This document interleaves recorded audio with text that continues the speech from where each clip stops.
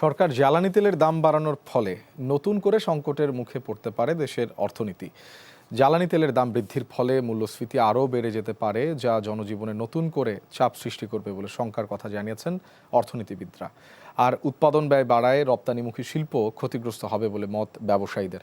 ভবিষ্যতে সংকট উত্তরণে আমদানি নির্ভরতা কমিয়ে নিজস্ব জ্বালানি সক্ষমতা বাড়ানোর তাগিদ বিশেষজ্ঞদের। আরাফাত ইসলামের রিপোর্টে বিস্তারিত।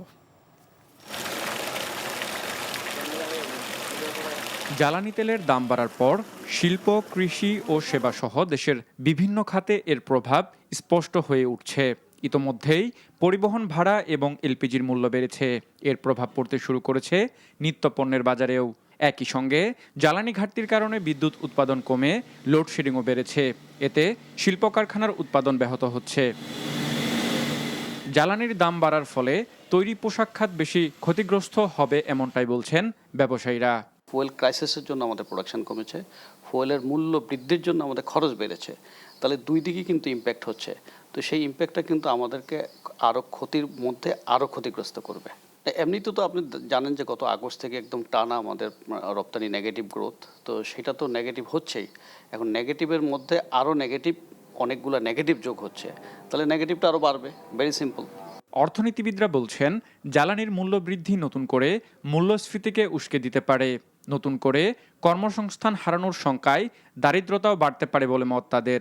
মূল্যস্ফীতি গত কয়েক বছরে ক্রমান্বয়ে এটা উপরের স্তরে আছে। আমরা দেখি যে মূল্য স্তর উপরের স্তরে আছে। এরকম একটা অবস্থায় এই মূল্য বৃদ্ধির চাপটা সাধারণ জনগণের উপর, বিশেষ করে যারা স্থির আয়ের মানুষ আছেন, প্রান্তিক মানুষ আছেন, তাদের উপরে পড়বে।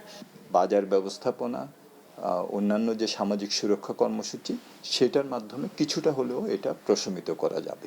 জ্বালানি বিশেষজ্ঞদের মতে সরকার অনেক দেরিতে দাম বাড়ানোর সিদ্ধান্ত নেয়ায় চাপ বেড়েছে। এবার দাম সমন্বয় করেছে অনেক লেটে, এটা আরও আগে করা উচিত ছিল।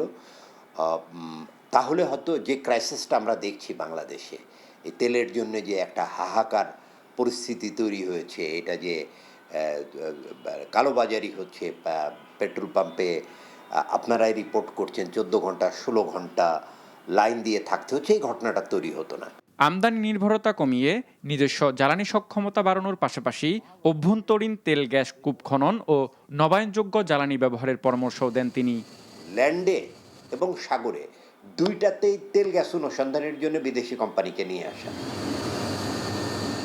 আরাফাত ইসলাম, এনটিভি নিউজ, ঢাকা।